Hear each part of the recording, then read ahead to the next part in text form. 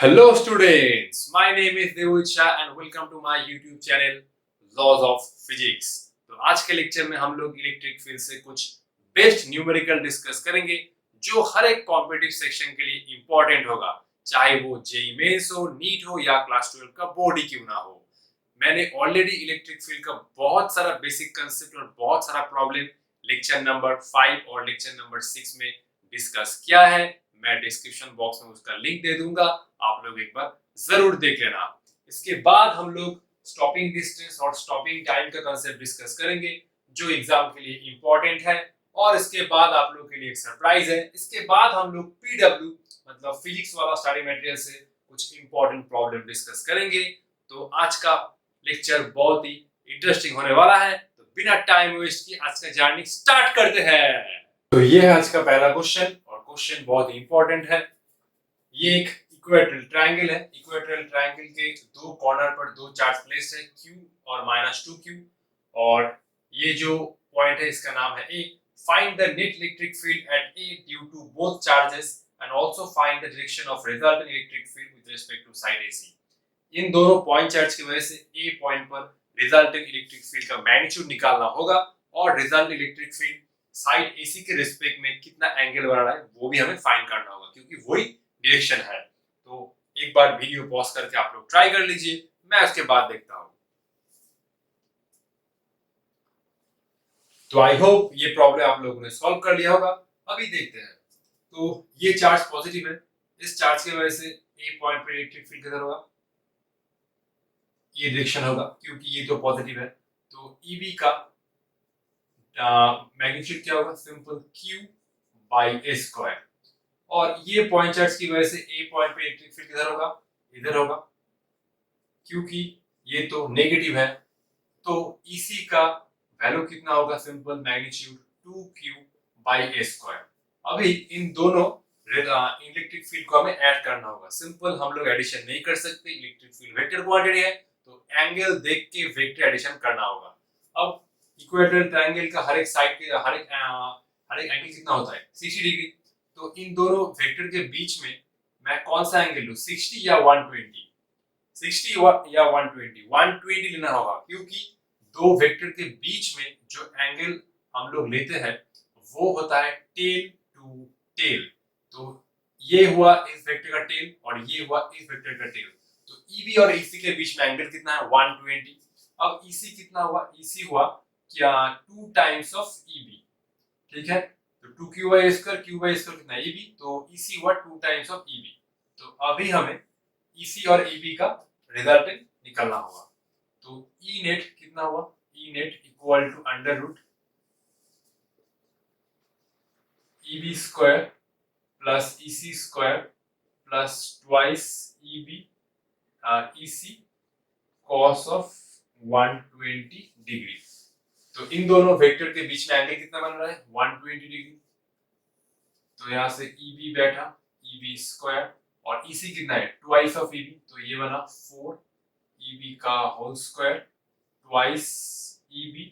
EC कितना बना, twice EB। और cos 120 का वैल्यू कितना होता है, -हाफ, ये तो याद रखना ही होगा।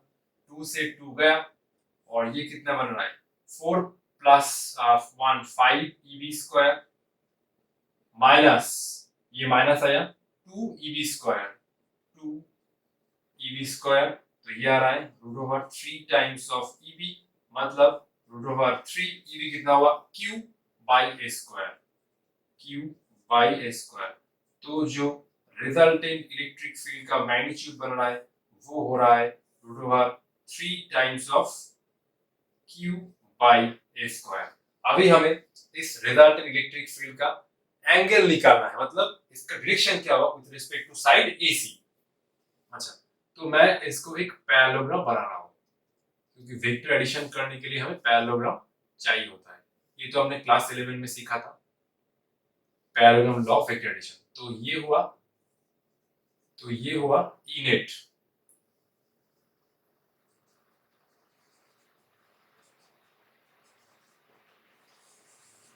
तो ये हुआ E नेट का डायरेक्शन। अब E नेट AC साइड के साथ कितना एंगल बन रहा है, तो मैं इसको एंगल मान रहा हूं अल्फा। तो अभी हमें अल्फा फाइंड करना है, ठीक है। ये पूरा एंगल कितना था, ये पूरा एंगल था 120 डिग्री। अभी हमें सिर्फ ये एंगल फाइंड करना है अल्फा। ईबी और ईसी के बीच में एंगल कितना था 120, जो हमने वेक्टर एडिशन के लिए यूज किया है।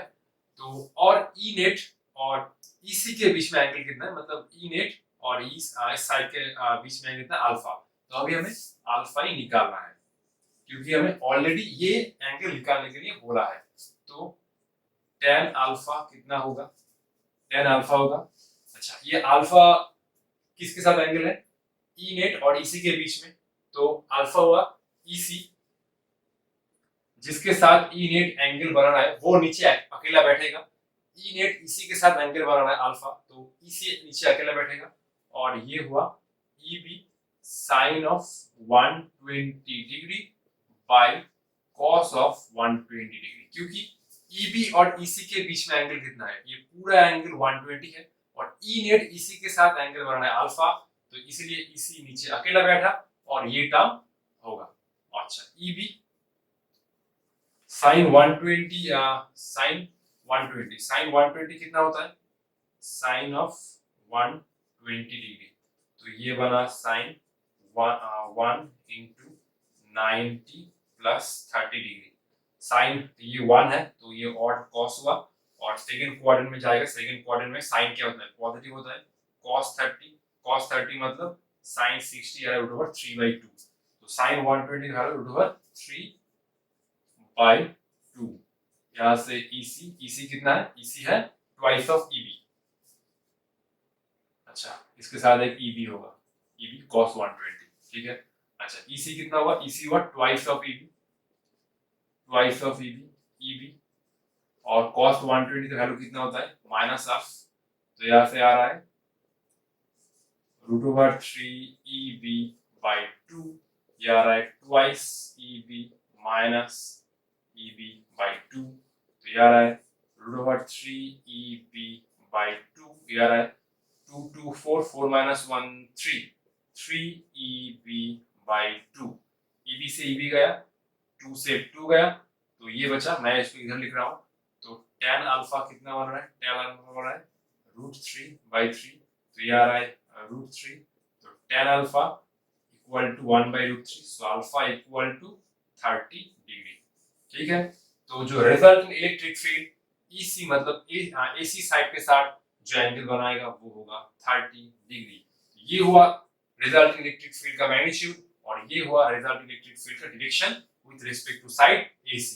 तो आप लोग एक बार देख लीजिए, मैं नेक्स्ट प्रॉब्लम की तरफ चलता हूं। तो ये है आज का हमारा सेकंड प्रॉब्लम, और ये प्रॉब्लम बहुत इंटरेस्टिंग है। और ये प्रॉब्लम इलेक्ट्रिक फील्ड का वेक्टर फॉर्म है, जो ऑलरेडी मैंने लास्ट क्लास में डिस्कस किया है, उसके ऊपर है।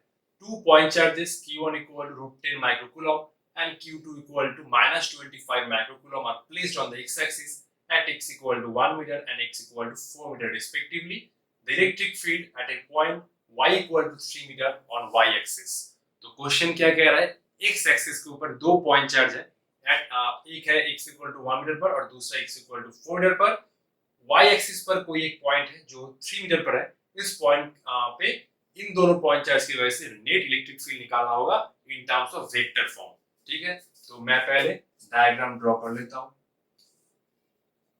तो ये हुआ x एक्सिस और ये हुआ y एक्सिस। तो ये हुआ ओरिजिन, ये हुआ 1 2 3 4, ये हुआ x इक्वल टू 1 मीटर और ये हुआ x equal to 4 metre. x equal to 1 metre पर एक चार्ज प्लेस्ड है जो है √10 माइक्रोकूलम, ये हुआ √10 माइक्रोकूलम, और x इक्वल टू 4 मीटर पर और एक चार्ज प्लेस्ड है जो है -25 माइक्रोकूलम। और हमें y एक्सिस पर कोई एक पॉइंट है 3 मीटर पर, electric field at a point y equal to 3 metre. तो ये है कुछ 3 मीटर पॉइंट, ये हुआ 1 मीटर 2 मीटर और ये हुआ 3 मीटर, ठीक है। तो ये हुआ 3 मीटर। इन दोनों पॉइंट चार्ज की वजह से इस पॉइंट पर हमें रिजल्टिंग इलेक्ट्रिक फील्ड निकालना होगा इन टर्म्स ऑफ वेक्टर फॉर्म, ठीक है। तो इलेक्ट्रिक फील्ड का एक्सप्रेशन क्या होता है in terms of vector, E equal to Q/r² into r cap. r cap क्या है, position vector of the point from the point charge Q। ठीक है, तो इस चार्ज से जो x इक्वल टू 1 मीटर पर है, इस चार्ज से ये पॉइंट का पोजीशन वेक्टर क्या है, इस पॉइंट से मतलब इस x इक्वल टू 1 मीटर पर जो पॉइंट चार्ज है, इस पॉइंट चार्ज से रिस्पेक्ट में इस पॉइंट का पोजीशन वेक्टर क्या है वो हमें निकालना होगा। हम लोग एक एक करके निकालते हैं। तो ऑब्वियसली ये चार्ज पॉजिटिव है, तो इसके लिए ये चार्ज पॉजिटिव है, तो इसके लिए इलेक्ट्रिक फील्ड कहाँ होगा, इसके लिए इलेक्ट्रिक फील्ड ऑब्वियसली, अच्छा ये थोड़ा टेढ़ा हो गया, अच्छा तो इसके लिए electric field obviously E1 direction में होगा। अच्छा इसको मैं थोड़ा सीधा बना लेता हूँ, थोड़ा सीधा बन जा, सीधा, ये लाइन टेढ़ा क्यों बन रहा है। अच्छा मैं पहले ये बना लेता हूँ, अच्छा हुआ कुछ, ठीक है। तो ये पॉजिटिव चार्ज है, पॉजिटिव चार्ज से इलेक्ट्रिक फील्ड कहाँ होगा, अवे फ्रॉम द चार्ज, तो इलेक्ट्रिक फील्ड इधर होगा। अभी हमें सिर्फ ये डिस्टेंस निकालना है और उसके साथ पोजीशन वेक्टर निकालना है। तो इस पॉइंट चार्ज के रिस्पेक्ट में ये पॉइंट का पोजीशन वेक्टर क्या है, सिंपल आर वेक्टर को हम लोग लिख सकते हैं। यहाँ से हम लोगों को इस डायरेक्शन में आना होगा, तो ये बना माइनस आई कैप, माइनस आई कैप क्योंकि हम लोग नेगेटिव डायरेक्शन में जा रहे हैं, तो ये बना माइनस आई कैप, और हम ऊपर जा रहे से क्या होगा 3j कैप। ठीक है, ये बना r1 वेक्टर। तो r1 वेक्टर का मैग्नीट्यूड कितना होगा, ये हुआ 1 स्क्वायर प्लस 3 स्क्वायर, तो ये बना 1 प्लस 9 इक्वल टू √10। अभी हम लोग r1 कैप निकालते हैं, तो ये बना r1 वेक्टर बाई r1, तो ये बना minus I cap plus 3j cap by √10। तो E1 कितना बन रहा है, ये हुआ, अच्छा यहाँ पर मैं k लिख देता हूँ, k का मतलब सिंपली है 1/4π0। तो ये बना, अच्छा k का वैल्यू कितना है, अच्छा k Q1 by r1 square r1 cap. ठीक है, अच्छा तो k का वैल्यू कितना है 9 इंटू 10 टू द पावर 9 जो होता है 1/4π0।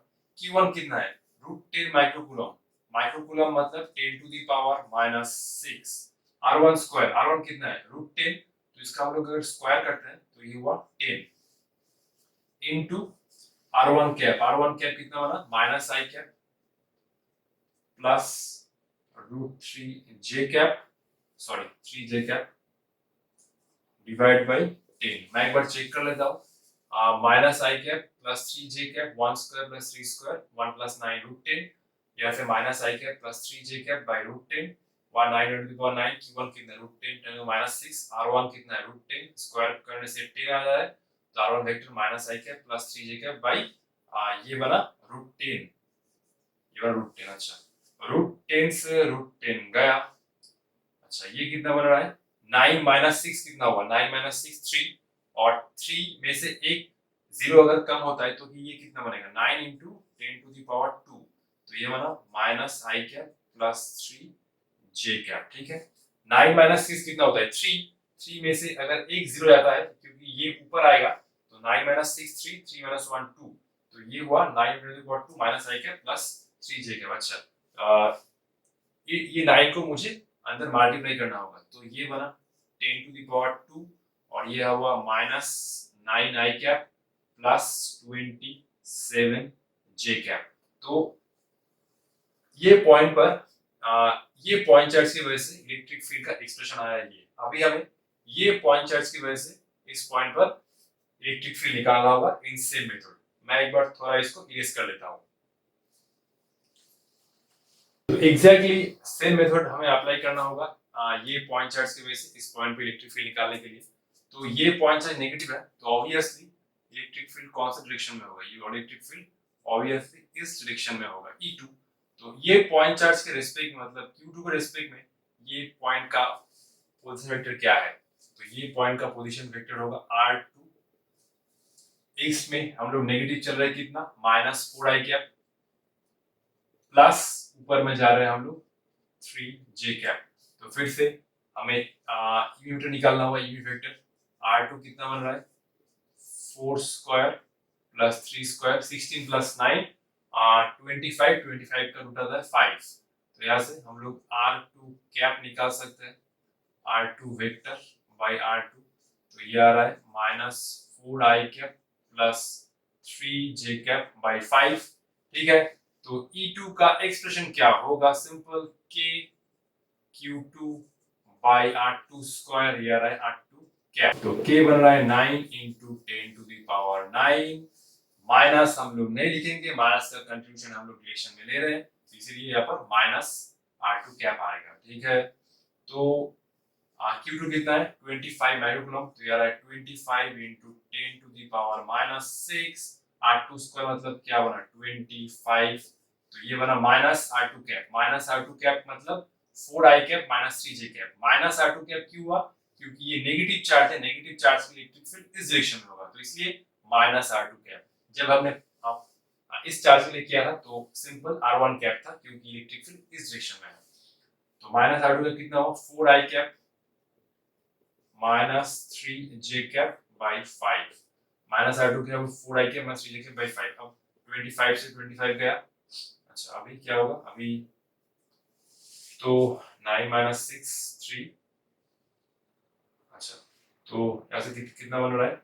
9 × 9 - 6 कितना हुआ? 3। अच्छा, 9 हुआ, 9 - 6 3। मैं इसको ऐसे लिख सकता हूँ 10 × 10 स्क्वायर, ऐसे लिख सकता हूँ। तो ये बना 4i कैप माइनस 3j कैप/5। 5 से 10 गया 2, तो ये बन रहा है 18 × 10⁻²। 4i cap minus 3j cap. 10⁻² को मैं बाहर रख रहा हूँ, और ये 18 × 4 कितना होता है? 72 i कैप माइनस 18 × 3 कितना बना? 54 j कैप। अभी सिंपल ये E1 और E2 को हमें सिंपल एडिशन करना होगा। ठीक है, मुझे फिर से इरेज करना होगा, आप लोग एक बार देख लीजिए।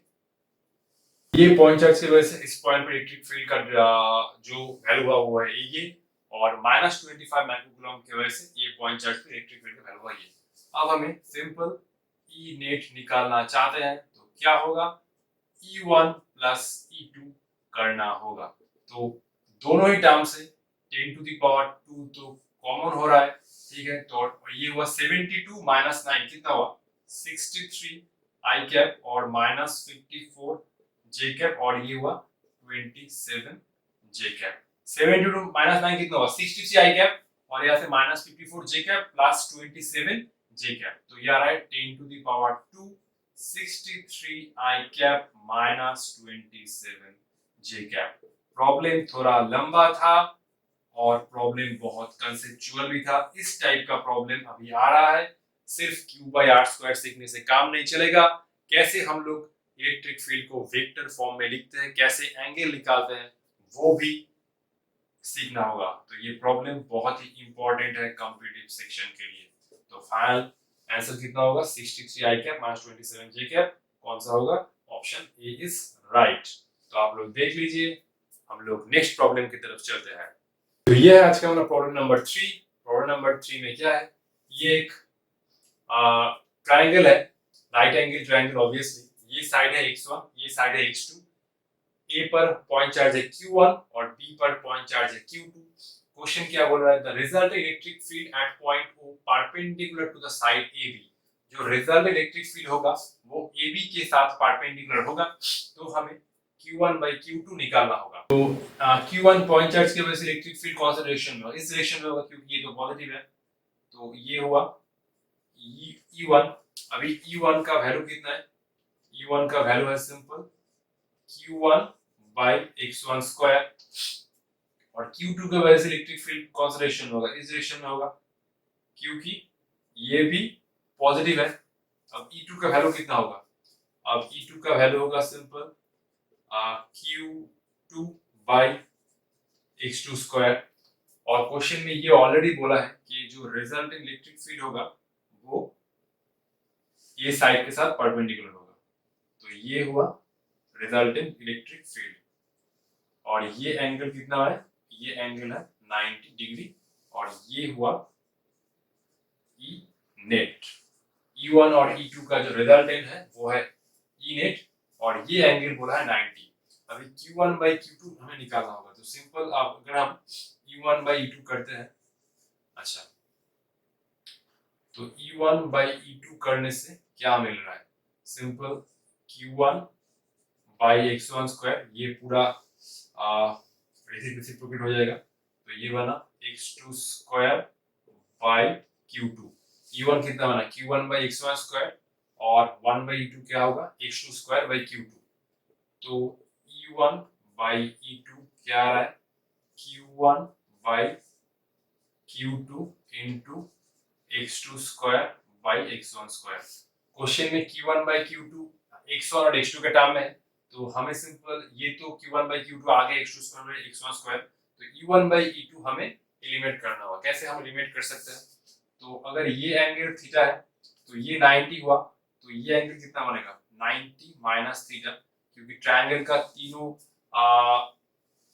का तीनों जो एंगल का सम होता है वो कितना होता है? 180। तो ये पूरा एक ट्रायंगल अगर बनता है तो 180 एंगल बन रहा है। धीरे धीरे कैंसिल। अच्छा, अगर ये एल्जेब्रा थीटा है तो ये कितना बनेगा? थीटा। अगर ये थीटा है तो ये भी बनेगा थीटा। अच्छा, अगर ये थीटा बना तो ये बनेगा थीटा, क्योंकि ये तो ट्रांसवर्स एंगल है। अब tan थीटा कितना बन रहा है? इस ट्रायंगल से हम लोग को निकालना होगा, ये ट्रायंगल से। अगर थीटा ये है तो ये हुआ परपेंडिकुलर जो है tan थीटा इक्वल टू कितना हुआ? E2 by E1, perpendicular by base, तो tan theta equal to E2 by E1। और tan थीटा हम लोग इस ट्रायंगल से भी निकाल सकते हैं। tan थीटा कितना हुआ? Perpendicular by base x1 by x2। ठीक है, तो यहां से हमें E1 बाई E2 को एलिमिनेट करना होगा। E1 बाई E2 कितना आ रहा है? x2 by x1, x2 by x1 Q1 by Q2 into x2 square by x1 square. यहाँ से x2 गया, x1 से x1 गया, तो ये फाइनली आ रहा है। x1 को मैं इधर ले आता हूँ, x1 by x2 equal to Q1 by Q2। So which option is right? Q1 by Q2 equal to x1 by x2. So option C is right. बहुत ही प्रॉब्लम कंसेप्चुअल है, आप लोग एक बार देख लीजिए। तो ये प्रॉब्लम बहुत इंटरेस्टिंग है और इस टाइप का प्रॉब्लम हमने बहुत बार सॉल्व किया है। तो क्वेश्चन क्या कह रहा है? ये एक सर्कल है, सर्कल का रेडियस है d, A पॉइंट पर चार्ज है -4q, C पॉइंट पर है -2q और B पॉइंट पर है 2q। हर एक चार्ज सर्कल के सरकमफेरेंस पर है। ये है x डायरेक्शन, ये है y डायरेक्शन और ये है सेंटर। ये एंगल 30, ये एंगल 30 और ये पूरा एंगल मतलब जो 2q चार्ज है वो सेंटर के x डायरेक्शन के रेस्पेक्ट में 150 एंगल पर है। तो electric field at O along x direction, इन तीनों पॉइंट चार्ज की वजह से सेंटर पर नेट इलेक्ट्रिक फील्ड हमें फाइंड करना होगा, और वो भी अलोंग x डायरेक्शन। इन चारों ऑप्शन में से कौन सा होगा? ठीक है। अच्छा, तो इसको मैं नंबर 1 दे रहा हूं, इसको मैं नंबर 2 दे रहा हूं और इसको मैं नंबर 3 दे रहा हूं। ठीक है। अच्छा, तो एक नंबर पॉइंट चार्ज की वजह से इलेक्ट्रिक फील्ड कहाँ होगा? सिंपली या सेंटर पर क्या होगा? ये तो नेगेटिव है, तो E1 होगा इधर, सिंपल। अच्छा, E1 का मैग्नीट्यूड कितना होगा? E1 का मैग्नीट्यूड कितना होगा? मैं लिख सकता हूँ। अच्छा, 4 पाई एप्सिलॉन प्रेजेंट है तो हमें लेना होगा, तो इसको मैं पहले k लिखूंगा, बाद में इसको मैं रिप्लेस कर दूंगा। तो ये हुआ k into 2q by D square. ये है distance d, E1 k 2q by D square, minus का कंट्रीब्यूशन हम लोग डायरेक्शन में ले रहे हैं, और ये पॉजिटिव है, इसके वजह से इलेक्ट्रिक फील्ड कौन सा डायरेक्शन में होगा? इस डायरेक्शन में होगा। तो ये हुआ E3, E1 और E3 सेम डायरेक्शन में है, और E1 और E3 का मैग्नीट्यूड तो सेम ही है क्योंकि ये 2q है, ये भी डिस्टेंस सेम है। तो E1 और E3 का मैग्नीट्यूड सेम है और डायरेक्शन भी सेम है, तो हम लोग इसको ऐड कर सकते हैं सिंपली E1 प्लस E3, क्योंकि ये तो सेम डायरेक्शन में है। और एक चार्ज बच गया, ये हुआ -4q, और ये पॉइंट चार्ज की वजह से इलेक्ट्रिक फील्ड किधर होगा? ये होगा अलोंग दिस डायरेक्शन, क्योंकि ये नेगेटिव है और नेगेटिव चार्ज की वजह से electric field towards the point से होता है। और E2 कितना बन रहा है? अच्छा, E2 कितना बन रहा है? E2 बन रहा है simple 4q by D square. अभी E2 और E1 के बीच में रिलेशन कितना है? अच्छा, मैं इसको 4k लिख के लिखना होगा, तो क्योंकि k इक्वल टू 1/4। E2 और E1 के बीच में सिंपल रिलेशन क्या होगा? E2 है twice of E1, O point पर नेट इलेक्ट्रिक फील्ड कौन कौन सा ऐड कर रहा है, ये हुआ E2। E2 मतलब कितना हुआ, ट्वाइस ऑफ E1, और एक हुआ E1 और E3 को हम लोग ऐड कर सकते हैं, सेम डायरेक्शन में है, और E1 और E3 का मैग्नीट्यूड भी सेम है, तो इसको हम लोग ट्वाइस ऑफ E1 लिख सकते हैं। इन दोनों के बीच में एंगल कितना है, E2 और E1 के बीच में ये एंगल है 60 डिग्री। अब जो रिजल्ट इलेक्ट्रिक फील्ड बनेगा उसका मैग्नीट्यूड क्या होगा, ये हमने बहुत बार डिस्कस किया है। अगर ये एक फोर्स है F और ये एक फोर्स है F, अगर ये पूरा एंगल 60 है तो जो रिजल्टेंट फोर्स होगा वो कितना होगा, √3F। ये एक शॉर्टकट है, तो और डिरेक्शन क्या होगा, दोनों के बीच में से निकलेगा, एग्जैक्टली दोनों के बीच में से निकलेगा, हर एक के साथ 30 डिग्री एंगल बनाएगा।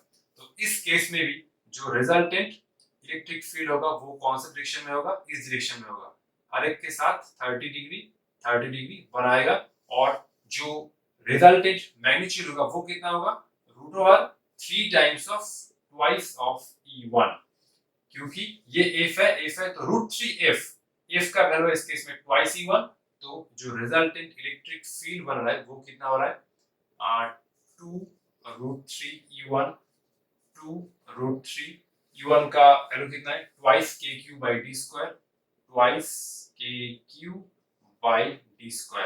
अच्छा ये बनेगा 2 into 2 4, 4√3 Q/d²।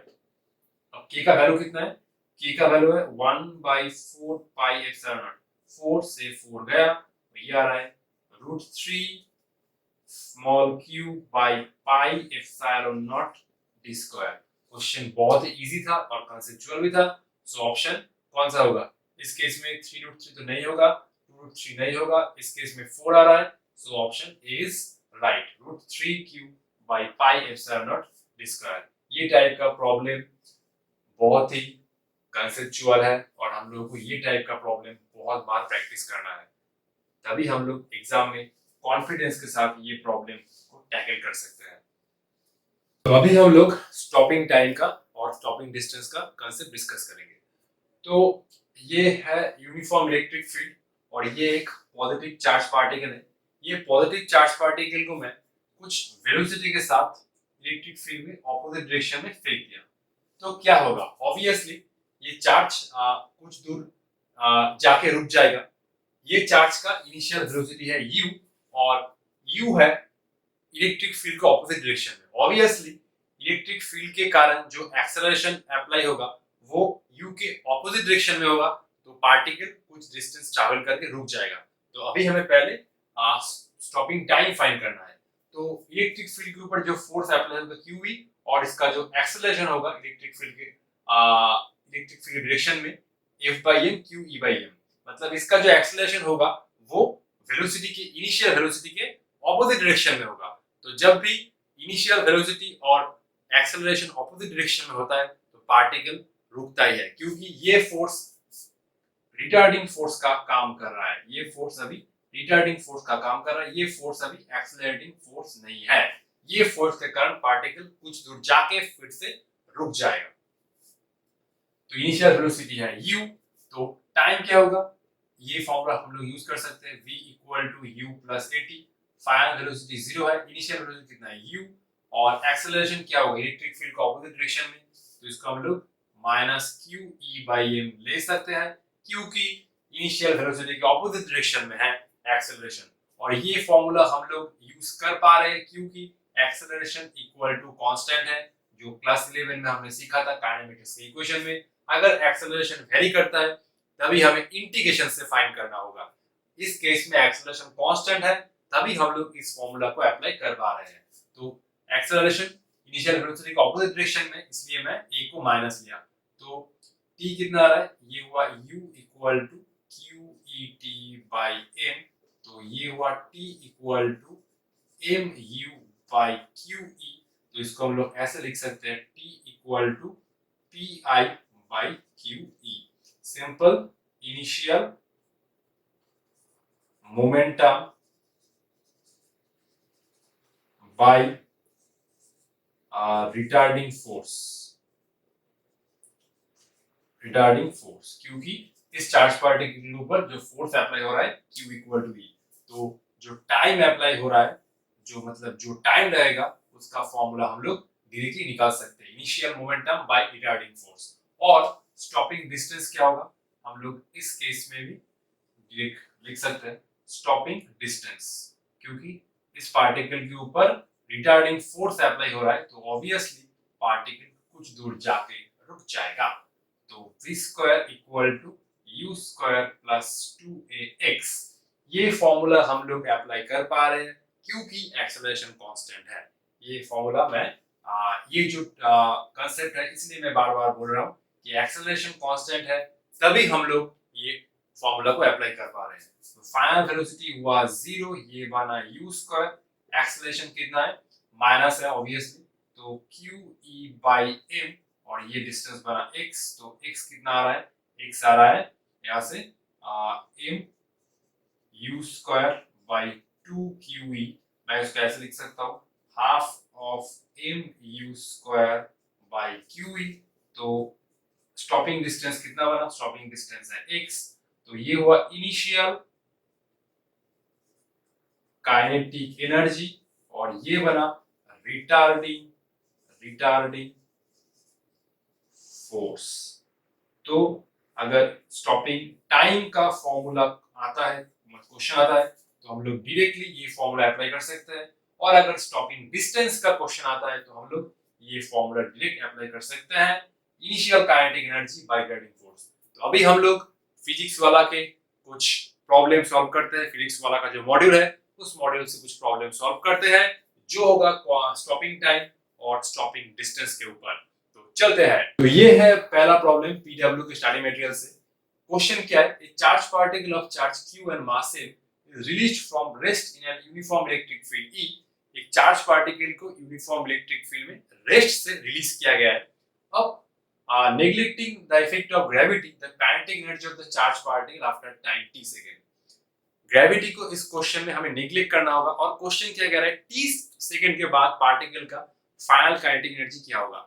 ऑब्वियसली पार्टिकल के ऊपर एक्सेलरेशन होगा, क्योंकि इलेक्ट्रिक फील्ड के कारण एक्सेलरेशन आएगा, तो ऑब्वियसली पार्टिकल का वेलोसिटी टाइम के साथ इंक्रीज कर रहा होगा, तो t सेकंड में पार्टिकल का काइनेटिक एनर्जी क्या होगा, वही हमें फाइंड करना है। तो इस प्रॉब्लम को सॉल्व करने के लिए हमें 11 का वर्क एनर्जी थ्योरम का कांसेप्ट चाहिए होगा। 11 तो भूल गए सर। वर्क एनर्जी थ्योरम का जो कांसेप्ट है वो बहुत सारे प्रॉब्लम के साथ मिक्स करके आ रहा है, ठीक है। तो वर्क एनर्जी थ्योरम क्या था, वर्क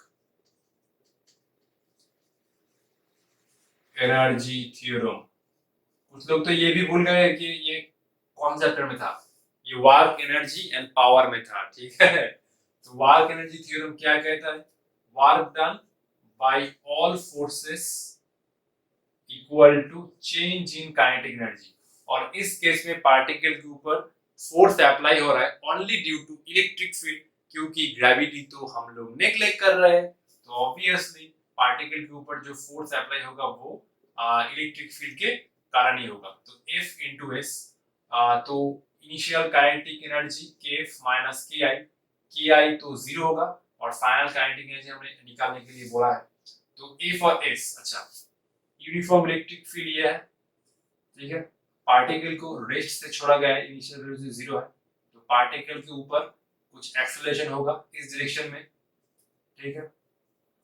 तो फोर्स कितना होगा Q इंटू E, और एक्सेलरेशन कितना होगा QE बाई m।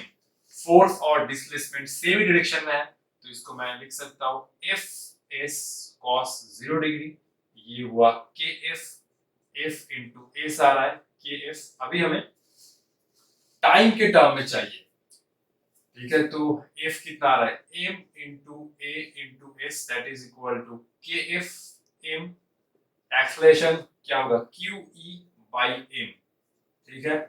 F को हमें रिप्लेस करना होगा इन टर्म्स ऑफ t, क्योंकि S तो नहीं है, टाइम का कुछ एक्सप्रेशन है टाइम, तो इसको मैं ऐसे लिख सकता हूँ S equal to ut plus half at square. u तो 0 है, पार्टिकल इनिशियली रेस्ट में था, तो पार्टिकल ने जो डिस्प्लेसमेंट ट्रैवल किया वो कितना हुआ a, एक्सप्रेशन कितना है, ये फॉर्मूला हम लोग तभी अप्लाई कर रहे हैं जब एक्सेलरेशन कांस्टेंट है, ठीक है। तो एक्सेलरेशन कितना होगा, Q E by M into T square. तो यहाँ से आ रहा है एम, एक्सेलरेशन कितना है Q E by M, S कितना है, एस हुआ Q E T square by 2m, Q E T square by 2m, और ये हुआ के एफ, एम से एम गया, तो फाइनल काइनेटिक एनर्जी क्या हुआ, Q square E square, Q square E square T square by 2m। Question बहुत ही कंसेप्चुअल था, कौन सा ऑप्शन करेक्ट होगा, Q square E square T square by 2m। मेरी आशिकी अब तुम ही हो। हाँ, गाना निकल जाता है कभी कभी जब प्रॉब्लम सॉल्व कर लेता हूं मैं जल्दी जल्दी, तो खुशी में दिल से गाना निकलता है। तो अब हम लोग नेक्स्ट प्रॉब्लम की तरफ चलते हैं। तो ये प्रॉब्लम है direct concept of stopping distance से। क्वेश्चन क्या बोल रहा है, a positive charge particle of 100 milligram is thrown in opposite direction to a uniform electric field of strength 10 to the power 5 gram per coulomb। एक positive charge particle को uniform electric field में opposite direction में फेंका गया है। Charge on the particle is 40 microcoulomb and particle कुछ initial velocity है 200 metre per second. How much distance it will travel before coming to rest. तो ये प्रॉब्लम आप लोग डायरेक्टली फॉर्मूला अप्लाई कर दीजिए। आप एक बार वीडियो पॉज करके आप लोग ट्राई कर लीजिए।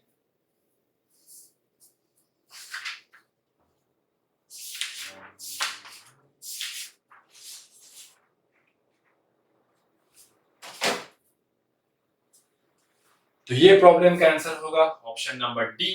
तो मास क्या गिवन है, पॉइंट चार्ज पार्टिकल 100 मिलीग्राम। अच्छा, मास को 100 मिलीग्राम, मिलीग्राम से केजी में लाना होगा, तो 100 into 10 to the power minus 3 gram. ये आ रहा है 2 माइनस 3 माइनस 1 ग्राम। ग्राम से अगर केजी में जाना है तो फिर से 10 टू द पावर माइनस 3 से मल्टीप्लाई करना होगा। ये हुआ माइनस 10 टू द पावर 4। मैं एक बार चेक कर लेता हूँ, 100 into 10 to the power minus 3 gram, 2 minus 3 minus 1 ग्राम से केजी में जाने के लिए फिर से 10 to the power 3 से मल्टीप्लाई करना पड़ रहा है।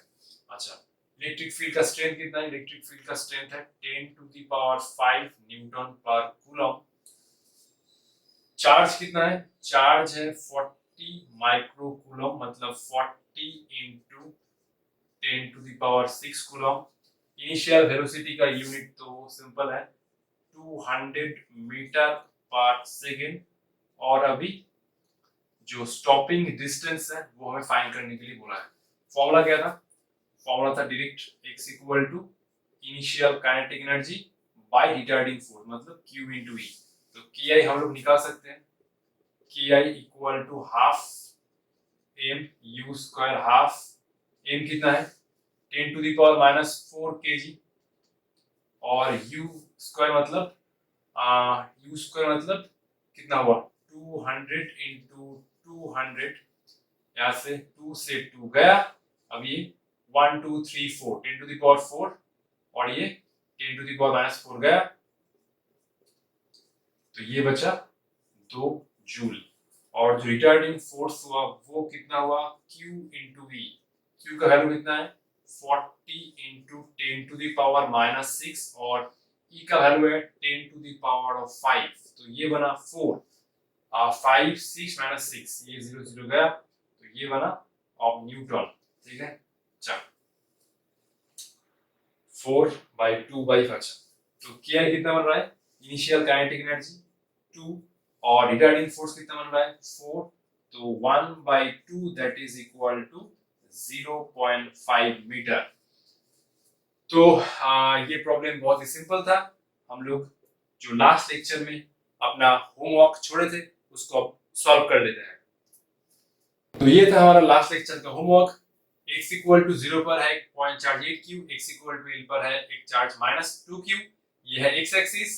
तो इन दोनों पॉइंट चार्ज की वजह से हमें नेट इलेक्ट्रिक फील्ड ढूंढना होगा, ठीक है, और वो पॉइंट का सिंपली पोजीशन हमें निकालना होगा। इन दोनों पॉइंट चार्ज की वजह से एक पॉइंट पर इलेक्ट्रिक फील्ड 0 होगा। तो अगर दोनों चार्ज ऑपोजिट होता है तो हम लोग ये फॉर्मूला डायरेक्ट अप्लाई कर सकते हैं। ये फॉर्मूला कहाँ से आ रहा है, ये फॉर्मूला मैंने लेक्चर नंबर 5 में डिस्कस किया है, आप लोग चाहे तो देख सकते हैं। ठीक है, तो ये आ रहा है। अच्छा, जो Q1 था वो था स्मॉलर और Q2 था बिगर, और ये x मेजर होता है स्मॉलर चार्ट से। तो Q1 क्या है हमारे केस में, स्मॉलर है। प्लस माइनस भूल जाओ, सिंपली मैग्नीट्यूड देखो, 8 और 2 में से कौन सा छोटा है, 2। तो ये आ रहा है √2। Q2 था √8 माइनस √2, और L तो इन दोनों के बीच में डिस्टेंस है। ठीक है, तो ये आ रहा है √2। √8 कितना आता है, 2√2 माइनस √2 इंटू L। अच्छा, यहाँ से √2 मैं कॉमन ले रहा हूँ, √2 बाई √2, 2 माइनस 1 इंटू L। तो √2 से गया ये L बाई 1, ये तो L ही आ रहा है। अब ये x कहां से मेजर होगा, इधर से या इधर से। हम लोग जब ये शॉर्टकट अप्लाई कर रहे हैं तब हम लोग x मेजर करते हैं स्मॉलर चार्ट से।